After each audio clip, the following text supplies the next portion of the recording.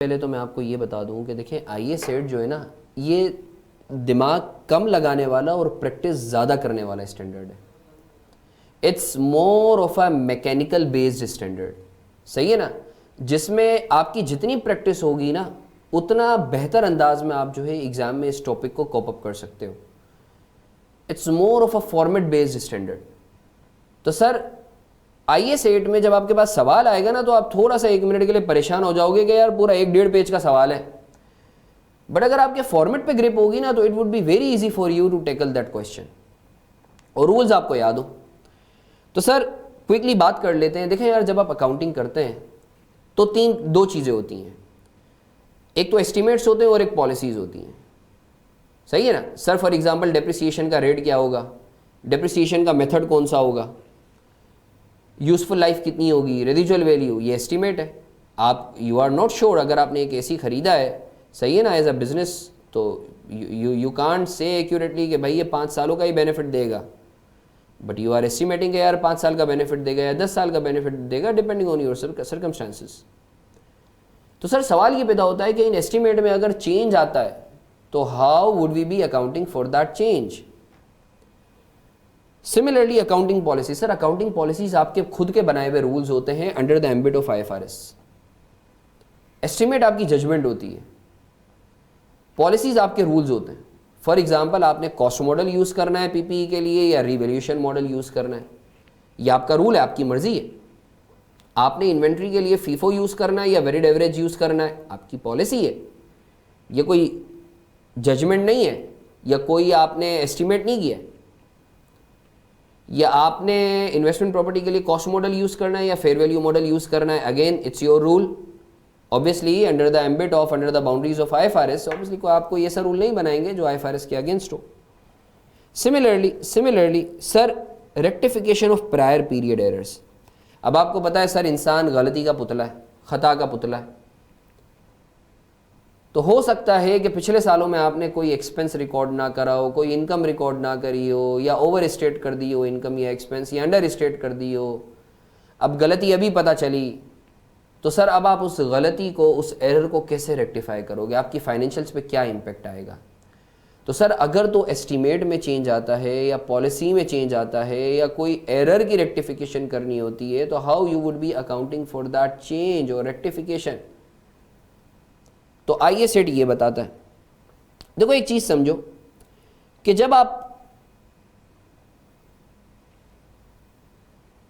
Estimate में change की बात करते हैं या पॉलिसी में चेंज की बात करते हैं या गलतियों को सही करने की बात करते हैं, तो सर दो अहम बातें जो है ना, you need to focus on.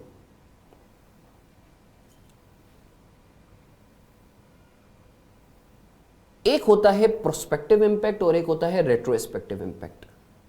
Prospective impact का मतलब यह है कि आप पिछले सालों की फाइनेंशियल्स को नहीं छेड़ोगे, आप करंट ईयर और फ्यूचर ईयर की फाइनेंशियल्स में चेंज कर दोगे, गड़े मुर्दे नहीं उखाड़ोगे, जो हुआ सो हुआ। रेट्रोस्पेक्टिव इंपैक्ट का मतलब यह है कि आप पिछले सालों में जाके चेंज करोगे। This is called retrospective impact, as if कि वो चीज़ कभी थी ही नहीं या नई चीज़ हमेशा से थी, न्यू थिंग या न्यू पॉलिसी या जो भी है। तो सर याद रखें एस्टिमेट का हमेशा इंपैक्ट प्रोस्पेक्टिव होता है फाइनेंशियल्स पे। पिछले सालों की आपकी financials don't get changed, you only take the impact in the current year और future year. Retrospective impact means कि आप अपने पिछले सालों को भी रीस्टेट करेंगे। अब सर वो कैसे करेंगे, that is something different debate, वो हम लोग बात कर लेते हैं। सर सबसे पहले हम देख लेते हैं कि सर अगर पिछले सालों में कोई एरर्स हुए हैं तो उनको आप किस तरीके से रेट्रोस्पेक्टिवली जो है वो चेंज करेंगे, किस तरीके से एडजस्ट करेंगे। तो सर याद रखें, जब आप फाइनेंशियल स्टेटमेंट्स की बात करते हैं तो फाइनेंशियल स्टेटमेंट्स में जो है आपकी 5 चीज़ें आती हैं: SOCI, SOFP, SOCIE statement of changes in equity, notes to financials और कैश फ्लो स्टेटमेंट। अभी कैश फ्लो स्टेटमेंट की मैं बात नहीं कर रहा, सही है ना, मैं बात कर रहा हूं बाकी के कंपोनेंट्स की, क्योंकि कैश फ्लो में इतना ज़्यादा एरर का इम्पैक्ट एज सच आता नहीं है। ये इन 4 जगहों पे जो है आपका इम्पैक्ट आता है, आपके P&L में, बैलेंस शीट में, आपकी चेंजेस इन इक्विटी में और आपके नोट्स में। तो सर ये फाइनेंशियल स्टेटमेंट्स के अंदर किसी भी एरर का या पॉलिसी का इन 4 जगहों पे, तो ये रूल आपने याद रख लेने हैं। पहले तो ये चीज़ समझ लें, रेट्रोस्पेक्टिव के अंदर का मतलब ये है कि आप अपनी पिछली बैलेंस शीट या फाइनेंशियल्स को भी चेंज करेंगे एज इफ कि ये गलती कभी थी ही नहीं। अगर एक गलती 10 साल से चली हुई आ रही है तो आप पिछले 10 सालों को रीस्टेट करेंगे। कैसे करेंगे, that is something different debate. अब एक केस बना लेते हैं, लेट्स से अभी मैं 2023 में खड़ा हूं। 2023 में मुझे पता चला पिछले 5 सालों से 22, 21, 20, 19, 18 में कोई एक्सपेंस था जो 500 से कम रिकॉर्ड करता था, गलती हुई थी। अब सर इस साल मुझे सही करनी है, तो स्टैंडर्ड बोलता है कि देखो अगर तुम 2023 में खड़े हो ना, तो अपना 2022 का जो पीएनएल है ना, वो तो कंपेरेटिव है, उसको पीएनएल को ही तुम रिवाइज कर दो। तो 2023 का अगर तुम बना रहे हो पीएनएल, तो 2022 जो है वो रीस्टेट हो जाएगा पीएनएल, क्योंकि तुम कंपेरेटिव दिखा रहे होते हो। और उससे पहले वाली जितनी 4 सालों में गलतियां हैं उसको तुम ओपनिंग रिटेन अर्निंग से एडजस्ट कर दो, 2022 की जो ओपनिंग रिटेन अर्निंग है। अच्छा सर अगर ये 4 की जगह 10 साल होते तो ओपनिंग रिटेन अर्निंग से पिछले साल की तुमने पीएनएल को रीस्टेट करना है। बाकी जो उससे पहले वाली, पिछले साल से पहले वाली जितनी गलतियां हैं वो तुम ओपनिंग रिटेन अर्निंग जो पिछले साल की उससे एडजस्ट कर देना। क्लियर है आपको? अच्छा सर ये मैंने पहला प्रिपेयर एसओसीआई और इट्स एक्ट्रैक्ट्स। याद रखें जब आप एसओसीआई बना रहे होंगे तो पिछले साल की जो बनाएंगे उसके ब्रैकेट में रीस्टेटेड लाजमी लिख दीजिएगा। क्यों, वजह क्या है? सर जब आप एसओसीआई आपने ओरिजिनली 2022 की जब प्रेजेंट की होगी तो फिगर्स कुछ और होंगी। अब जब आप एज अ कंपेरेटिव पिछले साल की, एज अ कंपेरेटिव ऑफ 2023 आप 2022 की शो करोगे और फिगर्स डिफरेंट होंगी, तो यूजर वुड गेट कंफ्यूज, क्या अरे भाई 2022 का जो था प्रॉफिट कुछ और था जब 2022 शो हुई थी, अभी जब एज अ कंपेरेटिव शो हो रहा है तो कुछ और आ रहा है।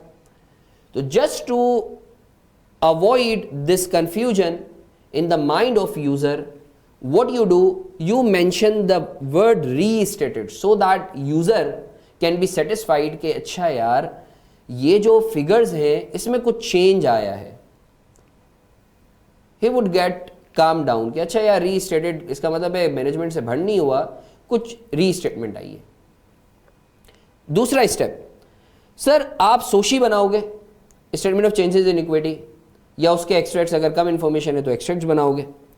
और तो सर याद रखो जो आप सोशी बनाओगे वो आप 2 सालों की बनाओगे, सही है। पिछले साल के ओपनिंग से स्टार्ट करोगे और पिछले साल के क्लोजिंग पर आओगे और फिर इस साल के क्लोजिंग पर आओगे।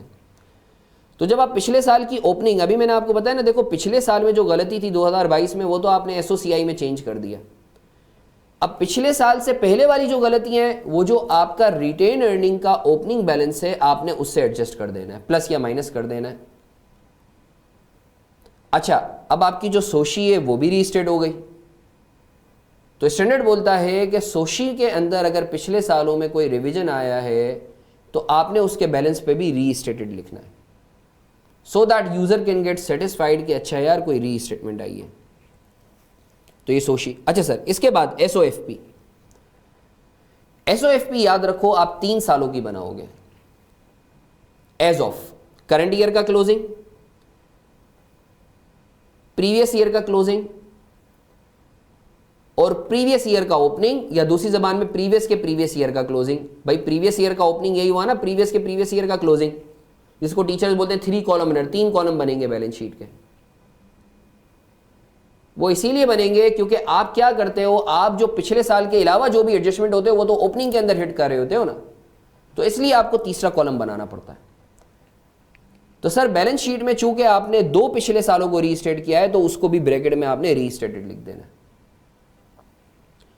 अच्छा सर आपने रीस्टेटेड तो लिख दिया, बट यूजर को बताना भी तो है कि रीस्टेटेड क्यों हुई है। तो उसके लिए आप क्या करते हैं, नोट्स बनाते हैं जिसमें आप एक्सप्लेनेशन देते हैं कि भाई क्या रीस्टेटमेंट आई है, क्यों चेंज आया है, इनकम या एक्सपेंस के अंदर कितने से चेंज आया है। तो सर आप एरर के नोट्स जहां रीस्टेटेड लिखते हो उसके लिए बनाते हो, एक पीएनएल के और एक बैलेंस शीट के। पीएनएल में आप 1 साल दिखाते हो पिछला साल, तो आप पीएनएल के लिए 1 साल की रीस्टेटेड जो है बताते हो कि क्यों चेंज आया है, और बैलेंस शीट के अंदर चूंकि आप 2 साल कंपेरेटिव दिखा रहे होते हो तो आप 2 सालों पे का आप बता रहे होते हो कि भाई कितने से चेंज आया है। तो सर इस तरीके से आपका जो है आईए सेट का सवाल एग्जामिनर पूछता है आपसे, या तो वो बोलेगा कि भाई कोई गलती हुई है और आप जो है इस गलती को जो है प्रॉपरली सॉल्व, आप बताओ कि आईए सेट के तहत कहाँ कहाँ इम्पेक्ट आएगा फाइनेंशियल्स में। ये बाज़-औक़ात एग्जामिनर क्या करता है, जो कि आजकल कर रहा है, कि वो statement of changes in equity बनाने के लिए देता है और बोलता है कि भाई जो भी आपका एरर का इम्पैक्ट है वो आप statement of changes in equity में बता दो, पीएनएल और बैलेंस शीट को छोड़ो। ठीक है ना। तो हो सकता है कि आपको ये 4 में से कोई भी एक स्टेटमेंट बनाने को मिले एग्जाम में, या 2 मिले या 3 मिले या 4 मिले, सही है, या फिर एक ही, जैसे statement of changes in equity का भी हम क्वेश्चन करेंगे, उसमें आपने जो है statement of changes in equity बनानी है और उसके अंदर जो भी आपकी गलती हुई है उसका इंपैक्ट आपने उसको सही करना है। ठीक है सर, आई होप। अच्छा सर, इसके कुछ बच्चों का मेरे पास मैसेज आ रहा है कि सर जो है क्या कहते हैं, हमें इसके रिकॉर्डेड लेक्चर जो है अगर हम आईए सेट को डिटेल में देखना चाहें तो भाई मैंने आपको पहले ही बोला है कि मैंने अभी फ़िलहाल अपना जो पोर्टल पे मेरे प्रीमियम क्वालिटी लेक्चर्स हैं वो मैंने फ़िलहाल जो है वो जो है क्या कहते हैं एज़ अ गिफ्ट या एज़ अ सदका आप कह लें कि बच्चों के लिए, ताकि बच्चों की जो है वो एक फ़ायदा हो बच्चों के लिए, सही है। तो वो मैंने जो है पब्लिक किए हुए फ्री ऑफ कॉस्ट, तो आप मुझसे ले सकते हो एक्सेस, कोई भी टॉपिक हो तो उसमें सारे टॉपिक्स ऑलमोस्ट कवर्ड है, सही है। So you can have a look at that if you want to deep dive in that respective topic. तो सर आगे बढ़ते हैं। सर ये इलस्ट्रेशन मैंने करवाई नहीं है सारी, तो वो आप डिटेल लेक्चर में देख सकते हो, अभी चूँकि रिविज़न करवाना है तो। अच्छा सर, अब बात करते हैं accounting treatment of change in policy. Sir error के हवाले से तो आपने बता दिया कि आप 4 स्टेप्स के अंदर जो है फाइनेंशियल स्टेटमेंट्स को चेंज करोगे।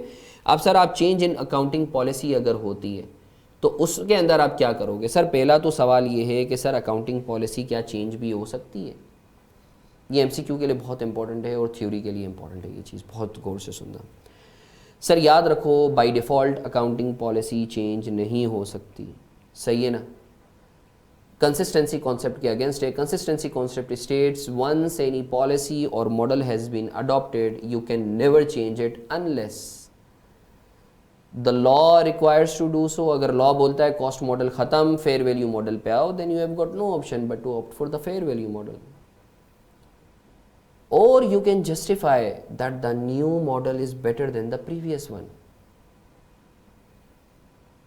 अगर इन दोनों सिनारियों के अलावा कोई तीसरी बात है तो आप पॉलिसी को चेंज नहीं कर सकते। अच्छा इधर एक बड़ी इंटरेस्टिंग बात बताता हूँ, इधर एक बहुत इंटरेस्टिंग बात बताता हूँ मैं तुम्हें। मुझे बताओ, इस रूल के तहत जो मैंने आपको बताया है, क्या आप कॉस्ट से फेयर वैल्यू मॉडल पे जा सकते हो? अज्यूम कर लो लॉ इजाज़त दे रहा है, लॉ बोलता है दोनों सही है, क्या कॉस्ट से फेयर वैल्यू मॉडल पे शिफ्ट कर सकते हो? जल्दी से बताओ, क्या कॉस्ट से फेयर वैल्यू मॉडल पे शिफ्ट कर सकते हो? जल्दी से बताओ।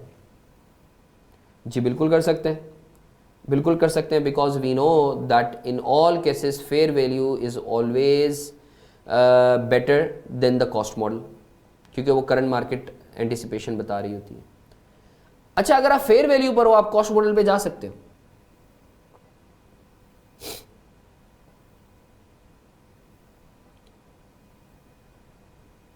आप फेयर वैल्यू से कॉस्ट मॉडल पे जा सकते हो? नहीं सर, फेयर वैल्यू से कॉस्ट मॉडल पे आप नहीं जा सकते। क्यों? क्योंकि आप ये जस्टिफाई नहीं कर सकते कि भाई cost model fair value model से बेहतर है। ये बहुत इंपॉर्टेंट चीज़ है, इसको याद रखना है। अच्छा सर, पॉलिसी में जब भी चेंज होगा तो रेट्रोस्पेक्टिव इंपैक्ट लेंगे, वही स्टेप्स हैं जो एरर के हैं, बस नाम का चेंज है, सही है। अच्छा sir, exception to the retrospective impact. Exception ये बहुत अहम चीज़ है, ये इंटरव्यूअर बहुत ज़्यादा पूछते हैं, सही है, और एग्ज़ाम में भी जो है ये आपसे पूछा जा सकता है, ये आपको सिनेरियो दिया जा सकता है।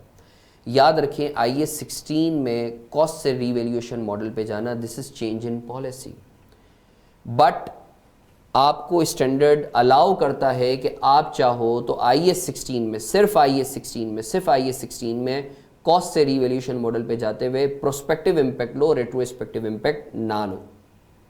सर इसकी लॉजिक क्या है, विजडम क्या है, इसके लिए मेरा तुम लोग जो है वो शॉर्ट क्लिप मैंने इस पर डाली हुई है, वो देख लेना। अभी फिलहाल एग्जाम पर्सपेक्टिव से ये याद रख लो कि अगर तो आप कॉस्ट से रीवैल्यूएशन मॉडल पे जाते हो IAS 16 में, तो रेट्रोस्पेक्टिव इम्पैक्ट लेना ज़रूरी नहीं है, आप चाहो तो प्रोस्पेक्टिव इम्पैक्ट ले लो। वो यही चीज़ मैंने यहाँ लिखी हुई है, सही है। अच्छा सर, अब स्टेप्स हम लोग देख लेते हैं चेंज इन अकाउंटिंग पॉलिसी के। सर वही 4 स्टेप्स हैं। आपने जो है पॉलिसी को ऐसे चेंज करना है एज इफ़ कि नई पॉलिसी जो है वो हमेशा से ही एप्लीकेबल थी। उसके लिए आपने एसओसीआई या उसके एक्सट्रैक्ट्स बनाने हैं। याद रखें पिछले साल के ऊपर रीस्टेटेड लिखना मत भूलिएगा।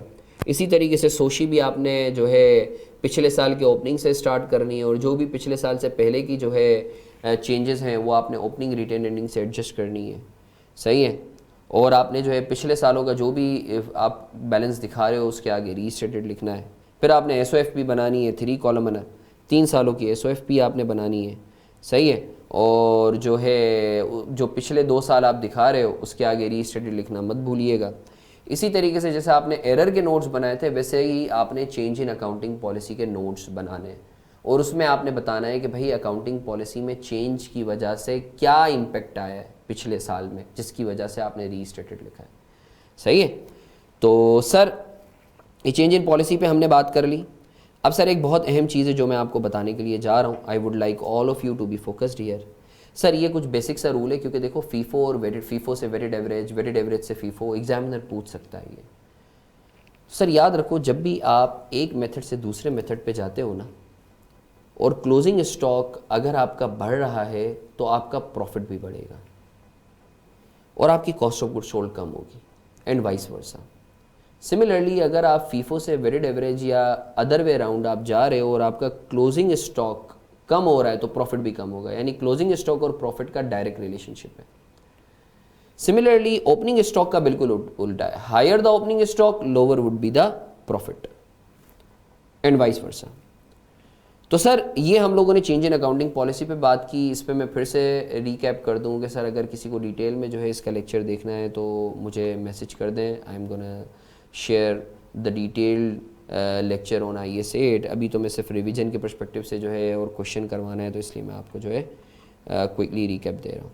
अच्छा सर, चेंज इन एस्टीमेट का प्रोस्पेक्टिव इम्पैक्ट होता है, आप जो है फ्यूचर में जो भी आपका इम्पैक्ट होता है आप वो इनकॉर्पोरेट कर रहे होते हो। फ्यूचर का आप पिछले सालों को नहीं छेड़ते, आप बस करंट ईयर और फ्यूचर का इम्पैक्ट ले रहे होते हो, ठीक है ना। तो change in estimate is very easy to tackle, तभी एग्जामिनर बहुत ज़्यादा कम पूछता है एस्टीमेट के हवाले से।